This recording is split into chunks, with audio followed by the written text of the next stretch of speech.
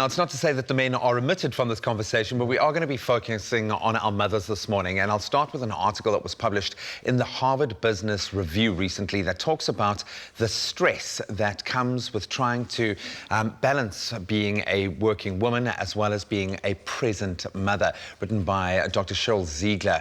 And the article talks about the mental harm and particularly the overwhelming guilt that causes moms to, I think, ask for help in this situation and obviously really struggle with trying to find that balance. So to help us understand this is a phenomenal registered counsellor, Shanaz Moose, we absolutely love and adore on the show. She is herself a working mother who is very focused on her work and also very focused on her kids. And we want to know, how do you do it? Shanaz, great to have you with us. Thanks for joining us so bright and early this morning. Yeah, that was a bit of a challenge.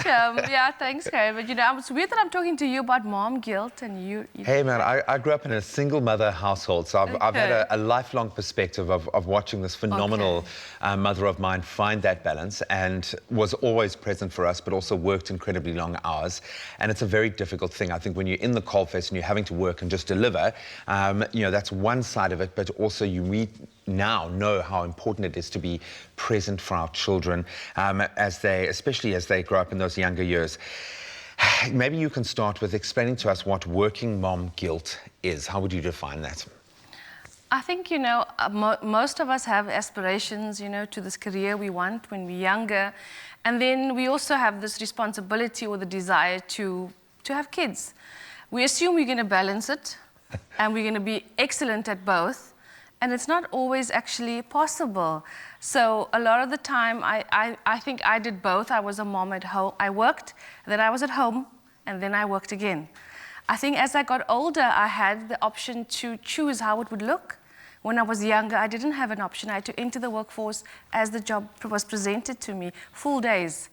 So that exit for 10 years out of the workforce was actually where I was just momming full time. And it was actually my daughter at age 4 who told me, "You need a new job." She said, I don't think you're good at this, because I always said my job was taking care of them. And she said, "Mom, I don't think you're good at this. You don't like it anymore. I think you need another job." And it was like quite a bit of a slap in the face, because I knew it was hard, but I didn't know I was not killing it. I thought I was like so good at it. So that was a bit of a, you know, a wake-up call. But you know, that balance, man, that doing something you love and having control of your time, it's almost like a unicorn. It's like you always, you know, looking for it. Unattainable, yeah. Yeah, but it is possible. But I suppose the older you are, the easier it actually gets.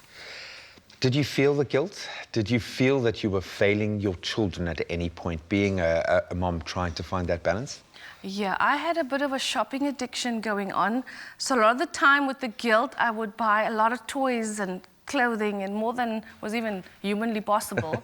But it was to cover that feeling of guilt, man. Paint over. So it was like coming home with something, and you know, and a child's not going to say no for a toy or no for whatever. But it was an unhealthy way to cope with the guilt. But it was all I had at the time. That was my my coping mechanism, you know. Is it a realistic feeling? Because yes, you're not getting the amount of time, but not necessarily the quality of time. That's not what we're talking about here. So what leads to you feeling guilty? Is just the fact that you are separated from your kids, or is it because you're not able to give them the attention that they need when you are with them? Yeah, I think that, you know, when I did work for a little bit full days, I was doing my internship in the past few years ago, and I would come home with my bag on and not even place it down. I'd start cooking immediately with my hand, you know, this weird thing about everyone has to eat, I have to start now, and you know, that kind of thing. So that rush, man. And now that my kids are older, it's easier. And they say, don't cook or don't this or don't. They're actually telling me to take care of myself. They're actually telling me you need, because on a good day, you get a lot done, but on a bad day, you need to take care of yourself as well. So knowing which days are quite important. How then do we find that balance? How do we disconnect from the negative feeling? And I'll get into what toll that can take on you being in that state for a prolonged period of time. How would you suggest then that we find that balance? What is a good coping mechanism other than a shopping addiction? Yeah, I don't do that anymore. That was like way, way back when. You know what? We as women struggle to ask for help. So the first thing would be, look at the resources. Where can we carpool or, you know, get assistance? because we feel the only way to be the good mother is to do it all. Or, sorry, the perfect mother. Sure. But what we need to strive for is a good enough mother. And a good enough mother is someone who's present.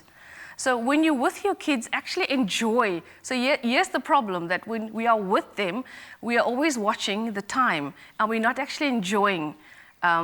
So don't say you gave them time, but you weren't actually having fun or really not looking at your phone, or, that kind of thing. So just be there and listen to the stories, and, because what happens is children love to tell about their day. And if you are not in that space to receive it, that eventually, that line of communication, it just dwindles away because they see you're not interested or you're not listening. And even if they're young, they really can pick up on that. I want you to think about some of the negative effects of being in that prolonged space, that state of guilt and having those negative feelings. That's something that you can think about at home. We're going to continue our chat with Shanaz in just a moment. We are talking about finding that balance between being a working mom and being a mother at home as well, because it can be achieved.